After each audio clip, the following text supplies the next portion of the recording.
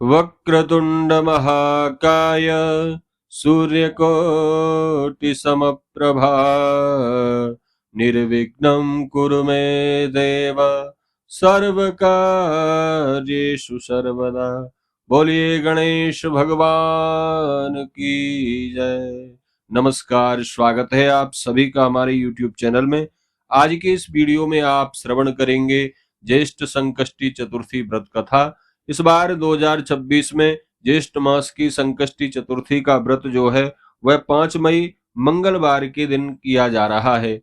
मंगलवार के दिन पड़ने के कारण इसे अंगारकी गणेश चतुर्थी कहते हैं और ज्येष्ठ संकष्टी चतुर्थी को एकदंत चतुर्थी के नाम से जाना जाता है। इसमें भगवान गणपति के एक दंत स्वरूप की पूजा अर्चना करनी चाहिए। आज चंद्रोदय का समय रहेगा रात्रि में 11:18 पर फिर भी आपको चंद्रमा दिखाई देने में 10-15 मिनट और लेट हो सकता है, तो 11:30 तक आपको चंद्र दर्शन होगा। आइए श्रवण करते हैं संकष्टी चतुर्थी व्रत कथा। एक बार प्रेम से कहिए, बोलिए गणपति गजानन भगवान की जय, शंकर भगवान की जय, पार्वती माता की जय।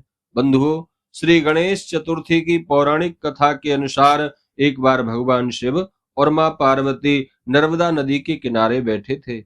वह माता पार्वती ने भगवान शिव से समय व्यतीत करने के लिए चौपड़ खेलने को कहा। भगवान शिव चौपड़ खेलने के लिए तैयार हो गए, परंतु इस खेल में हार जीत का फैसला कौन करेगा, यह प्रश्न जब उनके समक्ष उठा तो भगवान शिव ने कुछ तिनके एकत्रित करके उसका एक पुतला बनाकर उसकी प्राण प्रतिष्ठा कर दी और पुतले से कहा, बेटा हम चौपड़ खेलना चाहते हैं, परंतु हमारी हार जीत का फैसला करने वाला कोई नहीं है, इसलिए तुम बताना कि हम दोनों में कौन जीतता है और कौन हारता है।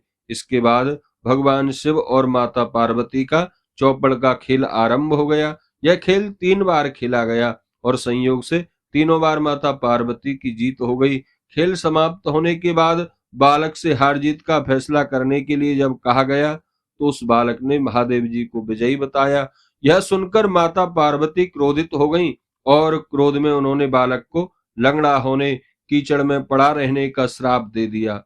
बालक ने माता पार्वती से माफी मांगी और कहा, माँ, यह मुझसे अज्ञानतावश ऐसा हुआ है, मैंने किसी द्वेष भाव से ऐसा नहीं किया।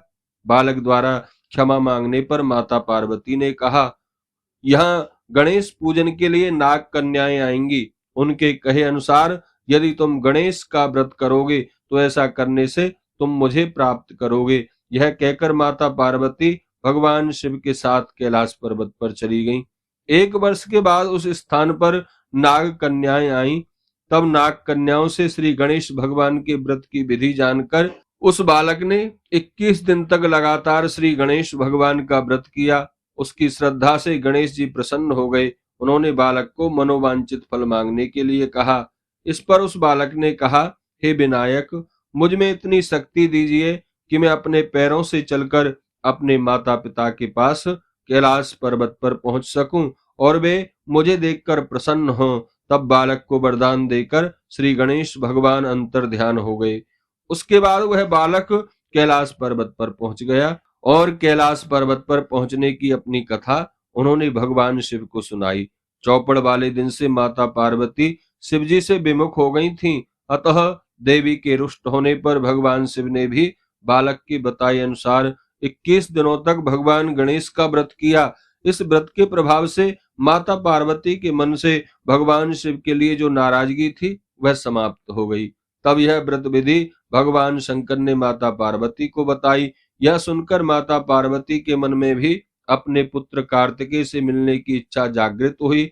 तब माता पार्वती ने भी 21 दिन तक श्री गणेश भगवान का व्रत किया तथा दूर्वा, फूल और लड्डुओं से भगवान गणेश का विधि पूर्वक अर्चन पूजन किया। व्रत के 21वें दिन कार्तिकेय जी स्वयं माता पार्वती से मिलने आ गए। उस दिन से श्री गणेश चतुर्थी का यह व्रत समस्त मनोकामनाओं की पूर्ति करने वाला व्रत माना जाता है। इस व्रत को करने से मनुष्य के सारे कष्ट संकट दूर हो जाते हैं और संसारिक सुखों की प्राप्ति होती है। बोलिए गणपति गजानन भगवान की जय।